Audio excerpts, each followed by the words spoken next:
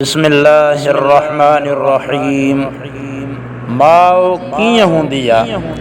पंहिंजे हिन अॼु जे हिन अदबी ख़त जी शुरूआत कयूं था जेको लिखियो आहे पनो आक़िल खां उस्ताद अज़ीज़ुर रहमान समी जो साहब।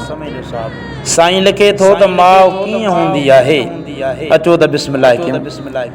जी झुरियल हियांव गरियल ज़ाहिर में पहाड़ अंदर में मोम। औलाद लाइ आसमान जा तारा लाहे पंहिंजे लाइ मानी भी अगर कान बचे त कान पचाए। माउ त बारो चल बाझारी हूंदी आहे। सुकून जी निंड त हुअ तॾहिं सुम्हंदी आहे जॾहिं हुअ माउ नाहे हूंदी या वरी हुअ क़बर जे कोटन में क़ाबू थी अबदी निंड खे आगोश में वठी छॾे। वरना त समूरी ज़िंदगी बच्चा बीमार थियनि त सिहत लाइ ऐं जे ख़ुशि हुजनि त अलाए बीमार न थींदा इन ये फिक्र में पई गिरंदी आहे। पेट में अचनि त ॿाहिरि निकिरण जो इंतज़ार, वरी ॿार ॼाए त वॾे थियण जो, वॾो थिए त शादीअ जो, ऐं शादीअ खां पोइ वरी अलाए विसारे न छॾींदो जे गणती पई ज़िंदगियूं घारींदी आहे। दुनिया चवंदी आहे त माउ बच्चनि खे पंहिंजे कुराड़प जे आसरे वॾो कंदी आहे, लेकिन मां पंहिंजी ज़िंदगीअ में कंहिं बि माउ खे कुराड़प जी उमिरि में बि बच्चनि खां नौकरी वठण जी मुंतज़िर कान ॾिठो। हूअ त ॾकंदी किरंदी बि ख़िदमत जे लाइ पेश हूंदी आहे। ज़िंदगीअ जी आख़िरी घड़ियुनि ताईं बि बच्चनि जो दर खोलण ऐं घर अचण जे इंतज़ार में सवेर कान सुम्हंदी आहे।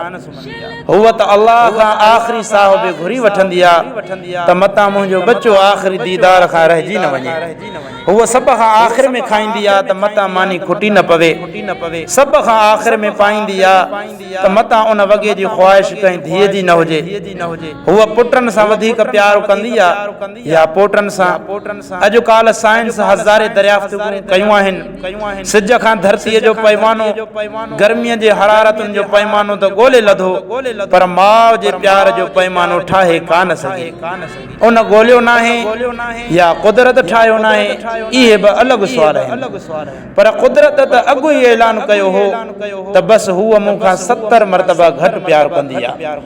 अवी ॿुधायो अदना इंसान भला इहो पैमानो कीअं ठाहे सघे जंहिंखे कुदरत जे पैमाने सां मापिजे। बसि ईअं चइजे ख़ुदा जी मोहबत मिलण जो पहिरियों दर्जो अमर जी मोहबत हासिल करणु हूंदी आहे। माउ जे प्यार खां सवाइ ख़ुदा ताईं पहुचणु रुगो मुश्किल न पर नामुमकिन बि आहे।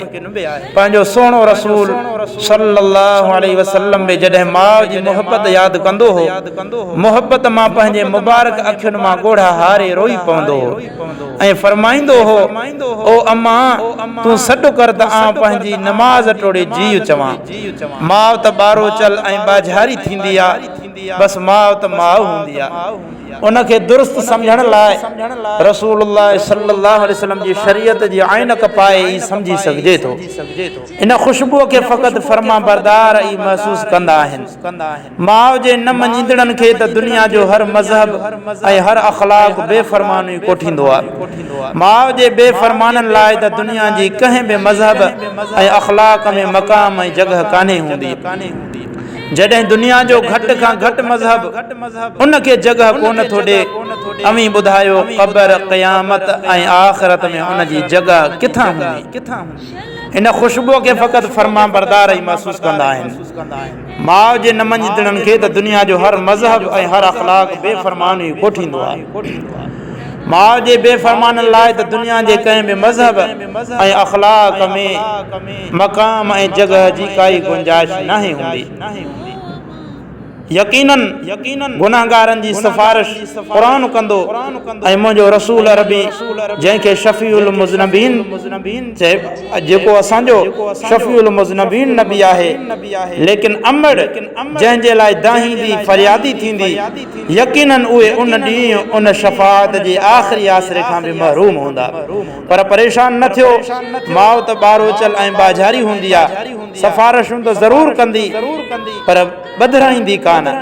छाकाणि त इकरमा रज़ी अल्लाह जी माउ जेसी ताईं माफ़ न कयो हो एसी ताईं इकरमा रज़ी अल्लाह लाइ दुआ अल्लाह जे रसूल सल्लल्लाहु अलैहि वसल्लम बि कान घुरी हुई। ऐं इहा बि ॻाल्हि यकीनन दुरुस्त आहे त हज़ारे कावड़ियुनि जे बावजूद इकरमा रज़ी अल्लाह खे अमर बदिरायो न पर माफ़ कयो हो। छो त माउ त ॿारोचल ऐं ॿाझारी हूंदी आहे।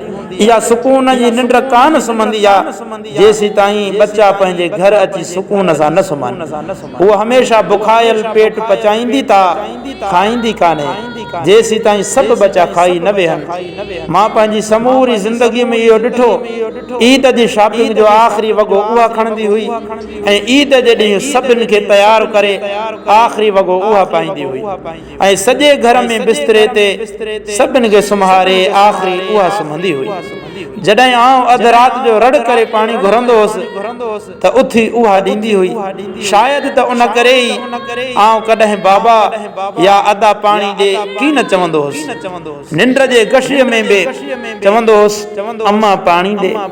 बसि ॿी रड़ जी ज़रूरत कान पई। पाणी ऐं माउ खे खट ते हाज़िर ॾिठो हो छो त माउ त ॿारोचल ऐं ॿाझारी थींदी आहे। अलाए कहिड़ी मिटीअ मां ख़ुदा उनखे ठाहींदो आहे। अलाए त कहिड़ी यूनिवर्सिटीअ में ख़ुदा उनखे पढ़ाईंदो आहे। माउ चरी बि हूंदी आहे त बि ॿारोचल ऐं ॿाझारी हूंदी आहे। माउ ग़रीब कान्हे हूंदी हूअ त हमेशह अमीर हूंदी आहे। कुझु बि घुरंदो हुअसि पिनी पिहारे वठी ॾींदी हुई।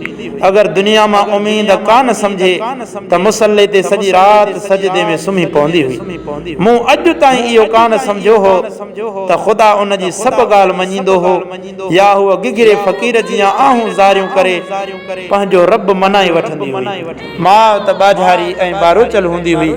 उन जा थोरा भला को केरु ऐं कीअं लाहे। जिते अदल बि मुश्किल हुजे उते ख़ुदा एहसान जो हुकुम करे ॼण त उन जी अज़मत जो इक़रार कयो हो। वरी जीजल माउ खे ॿारोचल ऐं ॿाझारो पैदा करे अलाह साईं एहसान कयो हो।